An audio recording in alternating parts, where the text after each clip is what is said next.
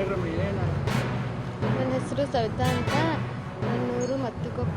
ನಾನು second PUC ಅಲ್ಲಿ study ಮಾಡ್ತಿದ್ದೆ. ಆಮೇಲೆ CYL ಆಫೀಸ್ ಅಂತೇಳಿ ಕಾಲ್ ಬಂತ್ರಿ. ಕಾಲ್ ಬಂದು ಆನ್ಲೈನ್ ವರ್ಕ್ ಐತಿ, ಆನ್ಲೈನ್ದಾಗ ಸಿಸ್ಟಮ್ಗೆ ಹೋಯ್ತಿರ್ತಾವೆ, ಸಿಸ್ಟಮ್ ಎಲ್ಲ ವರ್ಕ್ ಮಾಡೋದೈತೆ ಅಂತಂದ್ರಿ. ಅಂತಂದು 4 ದಿನ ಟ್ರೈನಿಂಗ್ ತೊಗೊಂಡ್ರಿ.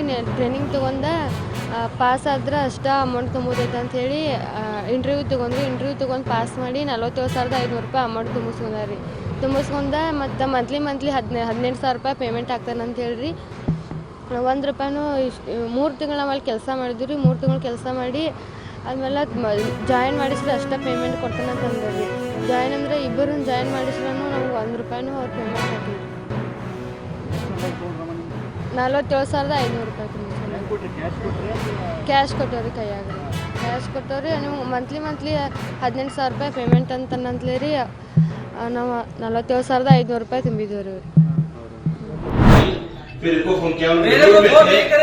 मेरे को LNT की मीटिंग के बारे में फोन करे तो उसी मीटिंग में था भाई, बेंगलोर में था मैं LNT की मीटिंग, बजट मीटिंग में हमारे को कॉन्फिडेंस में कैसा नहीं है, कॉन्फिडेंस में 4 दिन में लेकर तो होता नहीं तो मेरा को वजह भाई क्या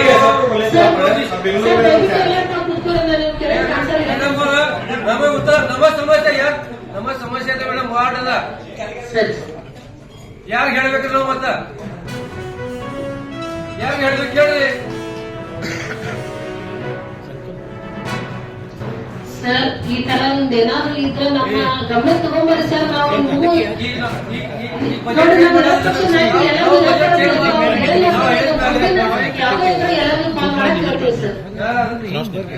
ಕಾಲ್ ಮಾಡೋದು ಮತ್ತೆ ಬೇರೆ ಮೇಡಮ್ ಹೇಳ್ತಾ ಇದ್ದೀನಿ. ಈಗ ಬಜೆಟ್ ನೀವು ಫೈನಲ್ ಮಾಡೋದ್ರೆ ನಾ ಯಾರಿಗೆ ಹೇಳ್ಬೇಕ್ರಿ?